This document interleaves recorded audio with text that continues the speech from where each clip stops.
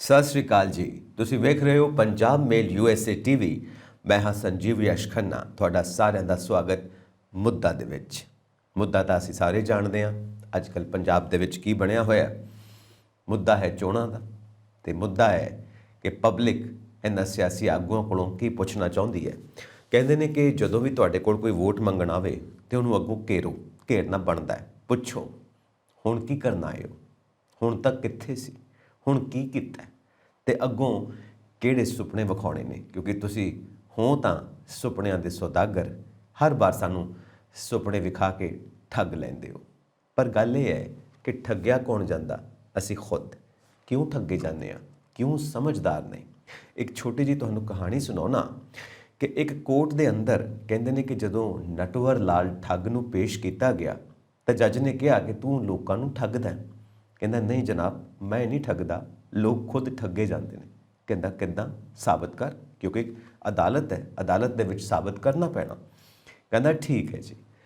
ਕਹਿੰਦਾ ਮੈਂ ਤੁਹਾਨੂੰ ਇੱਕ ਜਾਦੂ ਦਿਖਾਵਾਂਗਾ, ਤੁਸੀਂ ਸਾਰੇ ਮੈਨੂੰ 1-1 ਰੁਪਈਆ ਦਿਓ ਤੇ ਮੈਂ ਉਸ 1-1 ਰੁਪਏ ਦੇ 2-2 ਰੁਪਏ ਬਣਾ ਕੇ ਦਿਖਾ ਦੇਣਾ।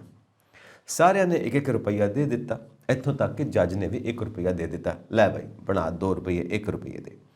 ਤੇ ਨਟਵਰ ਲਾਲ ਨੇ ਕੀ ਕੀਤਾ, ਉਹ ਸਾਰੇ ਰੁਪਏ ਇਕੱਠੇ ਕੀਤੇ, ਆਪਣੇ ਰੁਮਾਲ 'ਚ ਬੰਨੇ ਤੇ ਆਪਣੀ ਜੇਬ 'ਚ ਪਾ ਲਏ। ਕਹਿੰਦੇ ਲਓ ਜੀ ਜਾਦੂ ਖਤਮ। ਕਹਿੰਦੇ ਇਹ ਕੀ ਹੋਇਆ? ਕਹਿੰਦੇ ਤੁਹਾਨੂੰ ਆਪ ਨੂੰ ਨਹੀਂ ਪਤਾ 1 ਰੁਪਏ ਦੇ 2 ਰੁਪਏ ਬਣ ਸਕਦੇ ਨੇ? ਕਦੀ ਵੀ ਨਹੀਂ ਬਣ ਸਕਦੇ। ਤੇ ਤੁਸੀਂ ਕਿਉਂ ਦਿੱਤੇ ਮੈਨੂੰ ਪੈਸੇ? ਤੁਸੀਂ ਕਿਉਂ ਆਪਣਾ 1-1 ਰੁਪਈਆ ਦਿੱਤਾ? ਜੱਜ ਸਾਹਿਬ ਤੁਸੀਂ ਵੀ ਦੇ ਦਿੱਤਾ। ਤੁਹਾਨੂੰ ਖੁਦ ਨੂੰ ਇਹ ਸਮਝ ਹੋਣੀ ਚਾਹੀਦੀ ਹੈ ਕਿ ਜਦੋਂ 1 ਰੁਪਏ ਦੇ 2 ਰੁਪਏ ਨਹੀਂ ਬਣ ਸਕਦੇ ਤਾਂ ਫਿਰ ਕਿਉਂ ਮੈਨੂੰ ਪੈਸੇ ਦਿੰਦੇ ਪਏ ਹੋ? ਇਹਦਾ ਮਤਲਬ ਸਮਝ ਗਏ? ਮੈਂ ਆਪਣਾ ਪੁਆਇੰਟ ਸਾਬਿਤ ਕਰ ਦਿੱਤਾ ਕਿ ਮੈਂ ਨਹੀਂ ਠੱਗਦਾ, ਤੁਸੀਂ ਖੁਦ ਠੱਗੇ ਜਾਂਦੇ ਹੋ। ਇਸ ਕਰਕੇ ਸਮਝਦਾਰ ਬਣੋ। ਕੱਲ੍ਹ ਨੂੰ ਇਲਜ਼ਾਮ ਦਿਓ ਕਿ ਸਿਆਸੀ ਆਗੂਆਂ ਨੇ ਸਾਨੂੰ ਠੱਗ ਲਿਆ, ਸਿਆਸੀ ਪਾਰਟੀਆਂ ਨੇ ਸਾਨੂੰ ਸੁਪਨੇ ਦਿਖਾ ਕੇ ਠੱਗ ਲਿਆ। ਹਰ ਵਾਰ ਇੱਦਾਂ ਹੀ ਕਰਦੇ ਨੇ। 5 ਸਾਲ ਆਉਂਦੇ ਨਹੀਂ, ਫਿਰ 5 ਸਾਲ ਬਾਅਦ ਆਉਂਦੇ ਨੇ, ਵੋਟਾਂ ਮੰਗਣ ਆਉਂਦੇ ਨੇ। ਤਮਾਮ ਗੱਲਾਂ ਤੁਸੀਂ ਕਰਦੇ ਹੋ ਤਾਂ ਪਹਿਲਾਂ ਕਿਉਂ ਨਹੀਂ ਸੁਚੇਤ ਹੁੰਦੇ? ਪਹਿਲਾਂ ਕਿਉਂ ਤੁਸੀਂ ਬਚਾਉਂਦੇ ਨਹੀਂ ਆਪਣੇ ਆਪ ਨੂੰ? ਕਿਉਂ ਠੱਗੇ ਜਾਂਦੇ ਹੋ? ਇਸ ਕਰਕੇ ਸਾਰਾ ਇਲਜ਼ਾਮ ਤੁਹਾਡੇ 'ਤੇ ਆਉਂਦਾ ਹੈ। ਆਪਣੇ ਇਲਜ਼ਾਮ ਨੂੰ ਸਵੀਕਾਰ ਕਰੋ ਤੇ ਸਮਝਦਾਰ ਬਣੋ। ਸਮਝਦਾਰੀ ਇਹਦੇ ਵਿੱਚ ਆ ਕਿ ਤੁਸੀਂ ਹੁਣ ਜਾਣੋ ਕਿ ਕਿਹੜੀ ਪਾਰਟੀ ਨੂੰ ਵੋਟ ਦੇਣੀ ਆ। ਤੁਸੀਂ ਜਾਣੋ ਕਿਹੜੇ ਸਿਆਸੀ ਆਗੂ ਨੂੰ ਤੁਸੀਂ ਪਾਵਰ ਦੇ ਵਿੱਚ, ਸੱਤਾ ਦੇ ਵਿੱਚ ਲੈ ਕੇ ਆਉਣਾ ਹੈ, ਕਿਉਂਕਿ ਇਹ ਤੁਹਾਡੀ ਜ਼ਿੰਮੇਵਾਰੀ ਹੈ। ਲੋਕਤੰਤਰ ਹੈ, ਤੁਹਾਡੀ ਵੋਟ ਕਾਊਂਟ ਕਰਦੀ ਆ। ਆਪਣੀ ਵੋਟ ਨੂੰ ਪਛਾਣੋ, ਆਪਣੀ ਵੋਟ ਦੀ ਤਾਕਤ ਨੂੰ ਪਛਾਣੋ ਤੇ ਆਪਣੇ ਪੰਜਾਬ ਦੇ ਵਾਸਤੇ, ਖੁਦ ਆਪਣੀ ਜ਼ਿੰਦਗੀ ਵਾਸਤੇ, ਖੁਦ ਆਪਣੇ ਪੰਜਾਬ ਦੇ ਲੋਕਾਂ ਦੀ ਜ਼ਿੰਦਗੀ ਵਾਸਤੇ ਕੀ ਕਰਨਾ ਚਾਹੁੰਦੇ ਹੋ? ਕਿੱਦਾਂ ਦਾ ਪੰਜਾਬ ਸਿਰਜਣਾ ਚਾਹੁੰਦੇ ਹੋ ਤਾਂ ਕਿ ਬਾਅਦ ਵਿੱਚ ਤੁਹਾਨੂੰ ਪਛਤਾਵਾ ਨਾ ਹੋਏ। ਕਿ ਸਿਆਣੇ ਇਹ ਨਾ ਕਹਿਣ ਕਿ ਹੁਣ ਪਛਤਾਉਣ ਨਾਲ ਕੀ ਹੋਣਾ, ਹੁਣ ਤਾਂ ਚਿੜੀਆਂ ਨੇ ਖੇਤ ਚੁਗ ਲਿਆ। ਤਾਂ ਇਹ ਗੱਲ ਨਹੀਂ ਹੋਣੀ ਚਾਹੀਦੀ, ਕਿਉਂਕਿ ਜੇ ਇਸ ਵਾਰ ਗਲਤੀ ਕੀਤੀ ਤਾਂ ਆਉਣ ਵਾਲੇ 5 ਸਾਲ ਪੂਰੀ ਤਰ੍ਹਾਂ ਬਰਬਾਦ ਹੋ ਜਾਣਗੇ ਔਰ ਇਹਦੇ ਵਾਸਤੇ ਤੁਸੀਂ ਖੁਦ ਜ਼ਿੰਮੇਵਾਰ ਹੋਵੋਗੇ। ਰਾਹੁਲ ਗਾਂਧੀ ਆਏ ਪੰਜਾਬ ਦੇ ਵਿੱਚ ਤੇ ਕੀ ਕੀਤਾ ਉਹਨਾਂ ਨੇ? ਜੋ ਸਾਨੂੰ ਸਾਰਿਆਂ ਨੂੰ ਉਡੀਕ ਸੀ ਕਿ CM ਦਾ ਚਿਹਰਾ ਕਿਹਨੂੰ ਘੋਸ਼ਿਤ ਕਰਨਗੇ, ਤੇ ਠੀਕ ਉਹੀ ਕੀਤਾ ਉਹਨਾਂ ਨੇ ਜਿਸ ਦਾ ਅੰਦਾਜ਼ਾ ਸਿਆਸੀ ਮਾਹਰ ਲਗਾ ਰਹੇ ਸੀ। CM ਚੰਨੀ ਸਾਹਿਬ, ਉਹਨਾਂ ਨੂੰ ਹੀ ਆਉਣ ਵਾਲੀਆਂ ਇਲੈਕਸ਼ਨਸ ਦੇ ਵਿੱਚ CM ਦਾ ਚਿਹਰਾ ਘੋਸ਼ਿਤ ਕਰ ਦਿੱਤਾ ਤੇ ਸਿੱਧੂ ਸਾਹਿਬ ਤੇ ਜਾਖੜ ਸਾਹਿਬ ਦੋਵੇਂ ਉਹਨਾਂ ਦਾ ਸਾਥ ਦੇਣਗੇ। ਸਭ ਦੇ ਸਾਹਮਣੇ ਦੋਹਾਂ ਨੇ ਐਲਾਨ ਵੀ ਕੀਤਾ। ਰਾਹੁਲ ਗਾਂਧੀ ਨੇ ਕਿਹਾ ਕਿ ਇਹ 3 ਨੇ ਸਾਡੇ ਕਾਂਗਰਸ ਦੇ ਹੀਰੋ। ਠੀਕ ਹੈ, ਜ਼ਰੂਰ, ਕਿਉਂਕਿ ਹੀਰੋ ਸਾਨੂੰ ਚਾਹੀਦੇ ਨੇ। ਸਾਨੂੰ ਹੀਰੋਆਂ ਦੀ ਆਦਤ ਹੈ, ਕਿਉਂਕਿ ਸਾਨੂੰ ਆਪਣੇ ਸਾਹਮਣੇ ਜਦੋਂ ਤੱਕ ਕੋਈ ਹੀਰੋ ਵਿਖਾਈ ਨਾ ਦੇਵੇ ਸਾਨੂੰ ਚੈਨ ਨਹੀਂ ਆਉਂਦਾ। ਸਾਨੂੰ ਹੀਰੋ ਚਾਹੀਦਾ ਹੈ, ਆਈਡੀਅਲ ਸਾਡੇ ਸਾਹਮਣੇ ਇੱਕ ਹੋਣਾ ਚਾਹੀਦਾ ਜਿਹਨੂੰ ਅਸੀਂ ਫੋਲੋ ਕਰਨਾ ਚਾਹੁੰਦੇ ਹਾਂ। ਕਿਉਂ ਨਹੀਂ ਸਾਰੇ ਹੀ ਅਸੀਂ ਲੀਡਰ ਬਣ ਜਾਂਦੇ? ਸਾਡੇ ਅੰਦਰ ਲੀਡਰਸ਼ਿਪ ਦੀ ਕੁਆਲਿਟੀਜ਼ ਸਭ ਦੇ ਅੰਦਰ ਹੋਣੀਆਂ ਚਾਹੀਦੀਆਂ ਨੇ। ਲੀਡਰ ਬਣਨ ਦਾ ਇਹ ਮਤਲਬ ਨਹੀਂ ਕਿ ਅਸੀਂ ਕੋਈ ਪਾਰਟੀ ਸਥਾਪਿਤ ਕਰ ਲੈਣੀ ਹੈ ਤੇ ਆਪਣੇ ਪਿੱਛੇ ਫੋਲੋਅਰਸ ਲਗਾ ਲੈਣੇ ਨੇ ਤੇ ਆਪ ਆਗੂ ਬਣ ਕੇ ਬਹਿ ਜਾਣਾ। ਐਸੀ ਕੋਈ ਗੱਲ ਨਹੀਂ। ਲੀਡਰ ਬਣਨ ਦਾ ਮਤਲਬ ਇਹ ਹੈ ਕਿ ਤੁਹਾਡੇ ਅੰਦਰ ਲੀਡਰਸ਼ਿਪ ਕੁਆਲਿਟੀ ਹੋਣੀ ਚਾਹੀਦੀ ਹੈ। ਤੁਸੀਂ ਆਪਣੇ ਆਪ 'ਤੇ ਵਿਸ਼ਵਾਸ ਕਰੋ ਤੇ ਆਪਣੇ ਫੈਸਲਿਆਂ 'ਤੇ ਵਿਸ਼ਵਾਸ ਕਰੋ ਕਿ ਤੁਸੀਂ ਕੀ ਕਰਨਾ ਚਾਹੁੰਦੇ ਹੋ। ਸੋ ਗੱਲ ਕਰਦੇ ਹਾਂ ਅਸੀਂ ਜਾਖੜ ਸਾਹਿਬ ਦੀ, ਚੰਨੀ ਸਾਹਿਬ ਦੀ ਤੇ ਸਿੱਧੂ ਸਾਹਿਬ ਦੀ। ਜਾਖੜ ਸਾਹਿਬ ਦਾ ਤੇ ਪਹਿਲਾਂ ਹੀ ਸਾਨੂੰ ਕਲੀਅਰ ਹੋ ਚੁੱਕਾ ਸੀ ਕਿ ਹੀ ਇਜ਼ ਆਊਟ ਆਫ ਫਰੇਮ। ਹੁਣ ਉਹ ਉਸ ਤਸਵੀਰ ਦੇ ਫਰੇਮ ਵਿੱਚ ਨਹੀਂ ਜਿਹੜੇ 3 ਚਿਹਰੇ ਅਸੀਂ ਪਹਿਲਾਂ ਗਿਣਦੇ ਸੀ। ਹੁਣ 2 ਚਿਹਰੇ ਰਹਿ ਗਏ ਨੇ, ਸਿੱਧੂ ਸਾਹਿਬ ਤੇ ਚੰਨੀ ਸਾਹਿਬ। ਤੇ ਹੁਣ ਉਹ ਵੀ ਗੱਲ ਕਲੀਅਰ ਹੋ ਗਈ। ਹੁਣ ਸਿੱਧੂ ਸਾਹਿਬ ਵੀ ਆਊਟ ਆਫ ਫਰੇਮ। ਹੁਣ ਸਿਰਫ ਚੰਨੀ ਸਾਹਿਬ ਦੇ ਉੱਤੇ ਹੀ ਫਰੇਮ ਹੈ। ਚੰਨੀ ਸਾਹਿਬ ਨੂੰ ਫੋਟੋ ਦੇ ਵਿੱਚ ਜੜ ਦਿੱਤਾ ਗਿਆ ਹੈ ਕਾਂਗਰਸ ਹਾਈ ਕਮਾਂਡ ਦੁਆਰਾ ਕਿ ਇਹ ਨੇ ਸਾਡੇ ਸੀਐਮ ਦੇ ਚਿਹਰੇ। ਠੀਕ ਹੈ, ਹਾਈ ਕਮਾਂਡ ਦਾ ਆਪਣਾ ਫੈਸਲਾ। ਸੋ ਪੰਜਾਬ ਦੀ ਜਨਤਾ ਦਾ ਵੀ ਫੈਸਲਾ ਹੈ, ਕਿਉਂਕਿ ਪੰਜਾਬ ਦੀ ਜਨਤਾ ਦੇਖਦੀ ਪਈ ਸੀ ਸਿੱਧੂ ਸਾਹਿਬ ਦੇ ਵਿੱਚ ਇੱਕ ਬਦਲਾਅ, ਕਿਉਂਕਿ ਉਹ ਹਮੇਸ਼ਾ ਵਿਕਾਸ ਮਾਡਲ ਦੀ ਗੱਲ ਕਰਦੇ ਨੇ। ਚੰਨੀ ਸਾਹਿਬ ਹਾਲਾਂਕਿ ਐਸੀ ਕੋਈ ਗੱਲ ਨਹੀਂ ਕਰਦੇ, ਪਰ ਫਿਰ ਵੀ ਪਿਛਲੇ 111 ਦਿਨਾਂ ਦੇ ਅੰਦਰ ਉਹਨਾਂ ਨੇ ਪਬਲਿਕ ਦੇ ਨੇੜੇ ਆਉਣ ਦੀ, ਲੋਕਾਂ ਦੇ ਨੇੜੇ ਆਉਣ ਦੀ ਬੜੀ ਕੋਸ਼ਿਸ਼ ਕੀਤੀ ਹੈ। ਬਹੁਤ ਪਿਆਰਾ PR ਖੇਡਿਆ ਉਹਨਾਂ ਨੇ। ਖੈਰ, ਅਸੀਂ ਉਮੀਦ ਕਰਦੇ ਹਾਂ ਕਿ ਇਹ ਸੰਬੰਧ ਹਮੇਸ਼ਾ ਬਣਾ ਕੇ ਰੱਖਣਗੇ ਉਹ ਆਪਣੀ ਜਨਤਾ ਦੇ ਨਾਲ, ਆਪਣੇ ਵੋਟਰਸ ਦੇ ਨਾਲ। ਤੇ ਸਿੱਧੂ ਸਾਹਿਬ ਵੀ ਹਮੇਸ਼ਾ ਗੱਲ ਕਰਦੇ ਰਹਿੰਦੇ ਸੀ ਵੋਟਰਸ ਦੇ ਨਾਲ, ਪਰ ਹਮੇਸ਼ਾ ਸਿੱਧੂ ਸਾਹਿਬ ਦੇ ਉੱਤੇ ਇਹ ਇਲਜ਼ਾਮ ਆਉਂਦਾ ਸੀ ਕਿ ਉਹ ਐਕਸੈਸਿਬਲ ਨਹੀਂ, ਹਰੇਕ ਤੱਕ ਪਹੁੰਚਦੇ ਨਹੀਂ ਜਾਂ ਹਰੇਕ ਉਹਨਾਂ ਤੱਕ ਨਹੀਂ ਪਹੁੰਚ ਸਕਦਾ, ਇੱਕ ਗੈਪ ਹੈ। ਫਿਰ ਵੀ ਦਿਲਾਂ ਦੇ ਕਰੀਬ ਇਸ ਕਰਕੇ ਸੀ ਕਿਉਂਕਿ ਉਹਨਾਂ ਦਾ ਪਿਛੋਕੜ as a cricketer, as a TV artist ਬਹੁਤ ਨੇੜੇ ਰਹੇ ਨੇ ਲੋਕਾਂ ਦੇ। ਤੇ ਨਾਲ ਦੀ ਨਾਲ ਜਦੋਂ ਵਿਕਾਸ ਮਾਡਲ ਦੀ ਗੱਲ ਕਰਦੇ ਨੇ, ਬਦਲਾਅ ਦੀ ਗੱਲ ਕਰਦੇ ਨੇ, ਸਿਸਟਮ ਨੂੰ ਚੇਂਜ ਕਰਨ ਦੀ ਗੱਲ ਕਰਦੇ ਨੇ, ਤਾਂ ਲੋਕਾਂ ਦੇ ਨੇੜੇ ਆਪਣੇ ਆਪ ਆ ਜਾਂਦੇ ਨੇ। ਤਾਂ ਫਰਕ ਕੀ ਹੈ? ਫਰਕ ਇਹ ਹੈ ਕਿ ਹੁਣ ਚੰਨੀ ਸਾਹਿਬ ਆਏ ਨੇ ਤਾਂ ਚੰਨੀ ਸਾਹਿਬ ਦੀ ਇੱਕ ਆਪਣੀ ਸਟ੍ਰੈਟਜੀ ਹੈ। ਉਹਨਾਂ ਨੂੰ ਇਸ ਰੂਪ ਦੇ ਵਿੱਚ ਦੇਖਿਆ ਜਾਂਦਾ ਹੈ ਕਿ ਉਹ ਜ਼ਿਆਦਾ ਅਗਰੈਸਿਵ ਨਹੀਂ ਹੁੰਦੇ। ਉਹਨਾਂ ਨੂੰ ਇਸ ਰੂਪ ਦੇ ਵਿੱਚ ਦੇਖਿਆ ਜਾਂਦਾ ਹੈ ਕਿ ਉਹਨਾਂ ਨੂੰ ਉਹਨਾਂ ਦੇ ਸਾਥੀ ਆਪਣੇ ਮੁਤਾਬਿਕ ਚਲਾ ਵੀ ਸਕਦੇ ਨੇ ਤੇ ਸਾਥੀ ਉਹਨਾਂ ਦੇ ਮੁਤਾਬਿਕ ਚੱਲ ਵੀ ਸਕਦੇ ਨੇ, ਕਿਉਂਕਿ ਉਹ ਸੁਣਦੇ ਵੀ ਨੇ ਤੇ ਸੁਣਾਉਂਦੇ ਵੀ ਨੇ, ਇੱਕ ਸੰਤੁਲਨ ਰੱਖਦੇ ਨੇ। ਇਸ ਤਰ੍ਹਾਂ ਉਹ ਚੱਲ ਸਕਦੇ ਨੇ ਸਭ ਦੇ ਨਾਲ ਤੇ ਸਭ ਉਹਨਾਂ ਦੇ ਨਾਲ ਚੱਲ ਸਕਦੇ ਨੇ। ਪਰ ਸਿੱਧੂ ਸਾਹਿਬ ਆਪਣੇ ਮੂਡ ਕਰਕੇ, ਆਪਣੇ ਭਾਸ਼ਣ ਕਰਕੇ ਜਾਂ ਆਪਣੀ ਨੇਚਰ ਕਰਕੇ ਜਾਂ ਆਪਣੇ ਬਿਹੇਵੀਅਰ ਕਰਕੇ ਕਿਤੇ ਨਾ ਕਿਤੇ ਇਕੱਲੇ ਦਿਖਾਈ ਦਿੰਦੇ ਨੇ। ਉਹਨਾਂ ਦਾ ਕੋਈ ਸਾਥੀ ਦਿਖਾਈ ਨਹੀਂ ਦਿੰਦਾ ਜਾਂ ਉਹਨਾਂ ਦਾ ਕੋਈ ਧੜਾ, ਕੋਈ ਗਰੁੱਪ ਦਿਖਾਈ ਨਹੀਂ ਦਿੰਦਾ। ਕੌਣ ਉਹਨਾਂ ਦਾ ਸਾਥ ਦੇਵੇ? ਕਿਉਂਕਿ ਇੱਦਾਂ ਲੱਗਦਾ ਹੈ ਜਿਵੇਂ ਇਹ ਇਕੱਲੇ ਦੇ ਇਕੱਲੇ ਨੇ। ਸੋ ਇਹਦੇ ਵਾਸਤੇ ਵੀ ਕਿਹਾ ਜਾਂਦਾ, ਮਾਹਿਰ ਕਹਿੰਦੇ ਨੇ ਕਿ ਇਹ ਖੁਦ ਜ਼ਿੰਮੇਵਾਰ ਨੇ, ਕਿਉਂਕਿ ਉਹ ਹਮੇਸ਼ਾ ਕਹਿੰਦੇ ਨੇ ਕਿ ਕਾਂਗਰਸ ਨੂੰ ਕਾਂਗਰਸ ਹੀ ਹਰਾ ਸਕਦੀ ਆ। ਇਹਦਾ ਮਤਲਬ ਇਹੀ ਹੈ ਕਿ ਹੀ ਇਜ਼ ਅਗਰੈਸਿਵ। ਉਹ ਕੁਝ ਇਸ ਤਰ੍ਹਾਂ ਦੇ ਮੂਡ ਦੇ ਨੇ ਕਿ ਜਦੋਂ ਚੱਲੇਗੀ ਤੇ ਮੇਰੀ ਚੱਲੇਗੀ, ਬਾਕੀਆਂ ਦੀ ਮੈਂ ਸੁਣਾਂਗਾ ਜ਼ਰੂਰ ਪਰ ਅੰਤਿਮ ਫੈਸਲਾ ਮੇਰਾ ਹੋਏਗਾ। ਢਾਲੂ ਵਾਲੂ ਕਿਸਮ ਦੇ ਨਹੀਂ ਹੈਗੇ, ਜਦਕਿ ਚੰਨੀ ਸਾਹਿਬ ਢਾਲੂ ਵਾਲੂ ਕਿਸਮ ਦੇ ਨੇ। ਚੱਲ ਜਾਂਦਾ ਹੈ, ਸਭ ਦੇ ਨਾਲ ਬਣਾ ਕੇ ਰੱਖਦੇ ਨੇ। ਸਿੱਧੂ ਸਾਹਿਬ ਹਮੇਸ਼ਾ ਆਪਣੇ ਦਮ ਤੇ ਔਰ ਆਪਣੀ ਗੱਲ ਕਰਦੇ ਨੇ। ਹਾਂ, ਇਹ ਜ਼ਰੂਰ ਹੈ ਕਿ ਪਾਕ ਸਾਫ ਨੇ, ਕੰਪਰੋਮਾਈਜ਼ਿੰਗ ਨਹੀਂ ਹੈਗੇ। ਹਮੇਸ਼ਾ ਪਾਕ ਸਾਫ ਰੂਪ ਉਹਨਾਂ ਦਾ ਸਾਹਮਣੇ ਆਇਆ। ਉਹਨਾਂ ਦੇ ਉੱਤੇ ਕੋਈ ਇੱਕ ਵੀ ਇਲਜ਼ਾਮ ਨਹੀਂ ਹੈ ਕਰਪਸ਼ਨ ਦਾ। ਬਿਲਕੁਲ ਸਿੱਧੇ ਸਾਦੇ ਤੇ ਬਿਲਕੁਲ ਸਿੱਧੀ ਗੱਲ ਕਰਨ ਵਾਲੇ, ਠੋਕੋ ਜਿਹਨੂੰ ਕਹਿੰਦੇ ਨੇ। ਤੇ ਗੱਲ ਕਰਨ ਦੇ ਅੰਦਾਜ਼ ਵਿੱਚ ਵੀ ਠੋਕੋ ਹੈ ਤੇ ਗੱਲ ਦੇ ਵਿੱਚ ਵੀ ਠੋਕੋ ਹੈ। ਸੋ ਮਾਹਿਰ ਇਹ ਮੰਨਦੇ ਨੇ ਕਿ ਜੇ ਸਿੱਧੂ ਸਾਹਿਬ ਨੂੰ CM ਦਾ ਚਿਹਰਾ ਐਲਾਨ ਦਿੱਤਾ ਜਾਂਦਾ ਤਾਂ ਹੋਣਾ ਕੀ ਸੀ ਕਿ ਸਿੱਧੂ ਸਾਹਿਬ ਨੇ ਕਾਂਗਰਸ ਦੇ ਅੰਦਰ ਇੱਕ ਹੋਰ ਨਵੀਂ ਕਾਂਗਰਸ ਦਾ ਸਿਰਜਣ ਕਰ ਦੇਣਾ ਸੀ। ਉਹ ਕਿਸ ਤਰ੍ਹਾਂ ਦੀ ਕਾਂਗਰਸ? ਜੋ ਸਿੱਧੂ ਸਾਹਿਬ ਦੇ ਆਪਣੇ ਵਿਕਾਸ ਮਾਡਲ ਦੇ ਮੁਤਾਬਿਕ ਚੱਲਣ ਵਾਲੀ ਕਾਂਗਰਸ। ਸਿੱਧੂ ਸਾਹਿਬ ਜਿੱਤਦੇ ਐਜ਼ CM ਦਾ ਚਿਹਰਾ ਤੇ ਉਹ ਇਕੱਲੇ ਸਿੱਧੂ ਸਾਹਿਬ ਦੀ ਜਿੱਤ ਹੋਣੀ ਸੀ। ਪਰ ਜਦੋਂ ਚੰਨੀ ਸਾਹਿਬ ਨੂੰ ਐਜ਼ CM ਦਾ ਚਿਹਰਾ ਬਣਾਇਆ ਗਿਆ ਹੈ ਤੇ ਸਿੱਧੂ ਸਾਹਿਬ ਦੀ ਜਿੱਤ ਪੂਰੀ ਕਾਂਗਰਸ ਦੀ ਜਿੱਤ ਵਜੋਂ ਦੇਖੀ ਜਾ ਸਕਦੀ ਹੈ। ਇਹ ਦੋਵਾਂ ਦੇ ਵਿੱਚ ਫਰਕ ਹੈ ਸਿਆਸੀ ਆਗੂਆਂ ਦੇ ਵਿੱਚ ਜੋ ਮੰਨਦੇ ਨੇ ਪੋਲੀਟੀਕਲ ਮਾਹਿਰ। ਸਿੱਧੂ ਸਾਹਿਬ ਤਾਂ ਆਪਣੀ ਅੰਮ੍ਰਿਤਸਰ ਦੀ ਸੀਟ ਤੋਂ ਲੜ ਰਹੇ ਨੇ, ਅੰਮ੍ਰਿਤਸਰ ਈਸਟ, ਤੇ ਮਜੀਠੀਆ ਸਾਹਿਬ ਉਹਨਾਂ ਦੀ ਕੰਪੀਟੀਸ਼ਨ ਦੇ ਵਿੱਚ ਨੇ।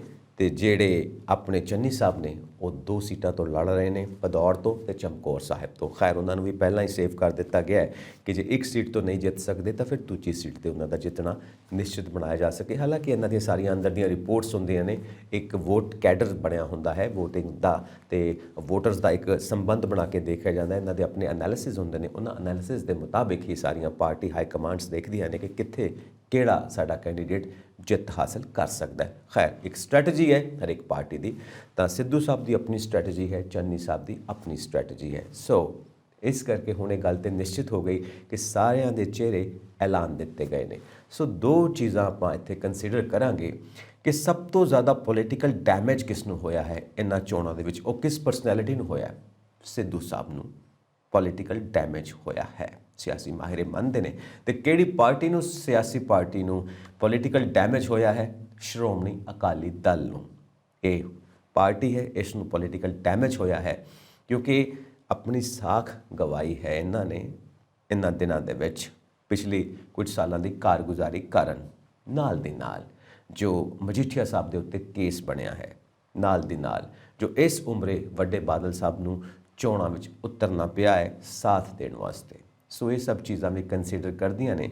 ਔਰ ਸਭ ਤੋਂ ਵੱਡੀ ਗੱਲ ਇਹ ਹੈ ਕਿ ਵਿਸ਼ਵਾਸ ਨਹੀਂ ਬਣ ਰਿਹਾ ਇਸ ਪਾਰਟੀ ਦੇ ਉੱਤੇ। ਹਾਲਾਂਕਿ ਇਹ ਰਿਵਾਇਤੀ ਪਾਰਟੀ ਹੈ, ਪੰਜਾਬ ਦੀ ਪੁਰਾਤਨ ਪਾਰਟੀ ਹੈ ਪੰਜਾਬ ਦੀ, ਔਰ ਕਿਹਾ ਇਹ ਵੀ ਜਾਂਦਾ ਹੈ ਕਿ ਇਹ ਪੰਜਾਬ ਦੀ ਤੇ ਪੰਜਾਬੀਆਂ ਦੀ ਆਪਣੀ ਪਾਰਟੀ ਹੈ, ਪਰ ਫਿਰ ਵੀ ਇਹ ਇੱਕ ਐਸੀ ਲਹਿਰ ਨਹੀਂ ਪੈਦਾ ਕਰ ਸਕੀ ਜੋ ਲਹਿਰ ਚਾਹੀਦੀ ਹੁੰਦੀ ਹੈ ਇਲੈਕਸ਼ਨਸ ਦੇ ਵਿੱਚ। ਪਹਿਲਾਂ ਬੀਜੇਪੀ ਦੇ ਨਾਲ ਗੱਠਜੋੜ ਤੇ ਉਹ ਤੋੜ ਕੇ ਹੁਣ ਬੀਐਸਪੀ ਦੇ ਨਾਲ ਗੱਠਜੋੜ, ਪਰ ਕਿਤੇ ਨਾ ਕਿਤੇ ਮੰਨਿਆ ਜਾਂਦਾ ਹੈ ਕਿ ਹਜੇ ਵੀ ਬੀਜੇਪੀ ਨਾਲ ਅੰਡਰ ਕਰੰਟ ਇਹਨਾਂ ਦਾ ਗੱਠਜੋੜ ਚੱਲ ਰਿਹਾ ਹੈ। ਸ਼ਾਇਦ ਰਣਨੀਤੀ ਕਰਕੇ ਇਸ ਨੂੰ ਉਜਾਗਰ ਨਹੀਂ ਕਰ ਪਾ ਰਹੇ, ਪਰ ਹੋ ਸਕਦਾ ਹੈ ਕਿਸੇ ਨਾ ਕਿਸੇ ਵਕਤ ਇਹ ਉਜਾਗਰ ਹੋ ਜਾਏ। ਪਰ ਇਹ ਸਿਆਸੀ ਮਾਹਿਰ ਆਪਣੀ ਆਪਣੀ ਰਾਏ ਦਿੰਦੇ ਨੇ ਤੇ ਬੀਐਸਪੀ ਦੇ ਨਾਲ ਵੀ ਮਿਲ ਕੇ ਇਹ ਜੋ ਜਾਦੂ ਕ੍ਰੀਏਟ ਕਰਨਾ ਚਾਹੁੰਦੇ ਨੇ ਪੰਜਾਬ ਦੇ ਵਿੱਚ, ਉਹ ਹੋ ਨਹੀਂ ਪਾ ਰਿਹਾ, ਕਿਉਂਕਿ ਅੱਜ ਦੀ ਡੇਟ ਦੇ ਵਿੱਚ ਵੀ ਬੀਐਸਪੀ ਤੇ ਅਕਾਲੀ ਦਲ SAT ਯਾਨੀ ਸ਼੍ਰੋਮਣੀ ਅਕਾਲੀ ਦਲ ਮਿਲ ਕੇ ਹਜੇ ਵੀ ਲੋਕਾਂ ਦੀ ਸਿਆਸੀ ਸੋਚ ਦਾ ਹਿੱਸਾ ਨਹੀਂ ਬਣ ਸਕੇ, ਕਿਉਂਕਿ ਲੋਕਾਂ ਨੂੰ, ਵੋਟਰਸ ਨੂੰ ਹਜੇ ਇਹ ਸ਼ੋਰ ਨਹੀਂ ਕਿ ਉਹ ਇਹਨਾਂ ਨੂੰ ਵੋਟ ਪਾਉਣਗੇ ਕਿ ਨਹੀਂ ਪਾਉਣਗੇ। ਸਿਆਣੇ ਕਹਿੰਦੇ ਨੇ ਅਜ਼ਮਾਏ ਹੋਏ ਨੂੰ ਕੀ ਅਜ਼ਮਾਉਣਾ ਹੈ, ਕਿਉਂਕਿ ਅਜ਼ਮਾਏ ਹੋਏ ਨੂੰ ਤਾਂ ਤੁਸੀਂ ਪਹਿਲਾਂ ਹੀ ਅਜ਼ਮਾ ਕੇ ਵੇਖ ਲਿਆ, ਪਰ ਫਿਰ ਵੀ ਕਈ ਵਾਰ ਮਨ ਆ ਜਾਂਦਾ ਕਿ ਅਜ਼ਮਾਏ ਹੋਏ ਨੂੰ ਫਿਰ ਤੋਂ ਅਜ਼ਮਾ ਕੇ ਦੇਖ ਲੈਂਦੇ ਹਾਂ, ਕਿਉਂਕਿ ਨਵਾਂ ਬੰਦਾ ਤਾਂ ਬਿਲਕੁਲ ਨਵਾਂ, ਉਹਦੇ ਬਾਰੇ ਕੁਝ ਨਹੀਂ ਜਾਣਦੇ, ਪਰ ਜਿਹਨੂੰ ਪਹਿਲਾਂ ਅਜ਼ਮਾਇਆ ਹੋਇਆ ਉਹਦੇ ਬਾਰੇ ਕੁਝ ਨਾ ਕੁਝ ਤਾਂ ਜਾਣਦੇ ਹਾਂ। ਉਹਨਾਂ ਸਾਰਿਆਂ ਤੱਥਾਂ 'ਤੇ ਆਧਾਰਿਤ ਇੱਕ ਵਾਰੀ ਫਿਰ ਗੇਮ ਖੇਡ ਕੇ ਦੇਖਦੇ ਹਾਂ, ਅਜ਼ਮਾਏ ਹੋਏ ਨੂੰ ਫਿਰ ਅਜ਼ਮਾ ਕੇ ਵੇਖਦੇ ਹਾਂ। ਸੋ ਜਿੱਥੇ ਸਿਆਸੀ ਪਾਰਟੀਆਂ ਕਨਫਿਊਜ਼ਡ ਨੇ ਕਿ ਇੱਕ ਨੈਰੇਟਿਵ ਕਿਹੜਾ ਸੈੱਟ ਕਰਨ, ਕਿਉਂਕਿ ਵੋਟਰਸ ਦਾ ਮੂਡ ਸਮਝ ਨਹੀਂ ਆ ਰਿਹਾ, ਤਾਂ ਉੱਥੇ ਹੀ ਵੋਟਰਸ ਵੀ ਕਨਫਿਊਜ਼ਡ ਨੇ ਕਿ ਕਿਹੜੀ ਪਾਰਟੀ ਦੇ ਉੱਤੇ ਟਾਰਗੇਟ ਕਰਨ, ਕਿਸ ਨੂੰ ਉਹ ਆਪਣੀ ਵੋਟ ਦੇਣ। ਖੈਰ, ਜੋ ਬਦਲਾਵ ਦੇ ਚਾਹਵਾਨ ਨੇ, ਜੋ ਚਾਹੁੰਦੇ ਨੇ ਕਿ ਪੰਜਾਬ ਦਾ ਸਿਸਟਮ ਬਦਲਣਾ ਚਾਹੀਦਾ, ਪੰਜਾਬ ਦੇ ਸਾਰੇ ਬਿਹੇਵੀਅਰ ਦੇ ਵਿੱਚ ਚੇਂਜ ਆਉਣੀ ਚਾਹੀਦੀ ਆ, ਉਹਨਾਂ ਦਾ ਧਿਆਨ ਸੰਯੁਕਤ ਸਮਾਜ ਮੋਰਚਾ ਵੱਲ ਜਾਂਦਾ, ਪਰ ਉਹ ਕਮਜ਼ੋਰ ਲੱਗਦੇ ਨੇ। ਲੱਗਦਾ ਕਿ ਸ਼ਾਇਦ ਇਹ ਡਿੱਗ ਪੈਣਗੇ, ਲੱਗਦਾ ਕਿ ਸ਼ਾਇਦ ਇਹ ਜਿੱਤ ਨਹੀਂ ਸਕਣਗੇ। ਇਸ ਕਰਕੇ ਸੈਕੰਡ ਆਪਸ਼ਨ ਬਣਦੀ ਹੈ ਆਮ ਆਦਮੀ ਪਾਰਟੀ। ਸੰਯੁਕਤ ਸਮਾਜ ਮੋਰਚਾ ਨੇ ਜਦੋਂ ਅੱਗੇ ਵਧਣਾ ਹੈ ਤਾਂ ਲੱਗਦਾ ਇਹ ਹੈ ਕਿ ਉਹਨਾਂ ਕੋਲ ਪੂਰੀ ਟੀਮ ਨਹੀਂ ਹੈ ਜਿਸ ਤਰ੍ਹਾਂ ਦੀ ਟੀਮ ਚਾਹੀਦੀ ਆ ਇਲੈਕਸ਼ਨਸ ਦੇ ਵਿੱਚ ਸਟਰਗਲ ਕਰਨ ਵਾਸਤੇ, ਜਿੱਤ ਹਾਸਿਲ ਕਰਨ ਵਾਸਤੇ। ਖੈਰ, ਫਿਰ ਪੱਤੇ ਸਾਰੇ ਜਾਂਦੇ ਪਏ ਨੇ ਆਮ ਆਦਮੀ ਪਾਰਟੀ ਦੀ ਜੇਬ ਦੇ ਵਿੱਚ। ਸੋ ਆਮ ਆਦਮੀ ਪਾਰਟੀ ਆਪਣਾ ਨੈਰੇਟਿਵ ਸੈੱਟ ਕਰਨ ਦੇ ਵਿੱਚ ਲੱਗਦਾ ਕਾਮਯਾਬ ਹੋਈ ਹੈ, ਜਿੱਥੇ ਉਹ ਕਹਿੰਦੀ ਹੈ ਇੱਕ ਮੌਕਾ ਦਿਓ।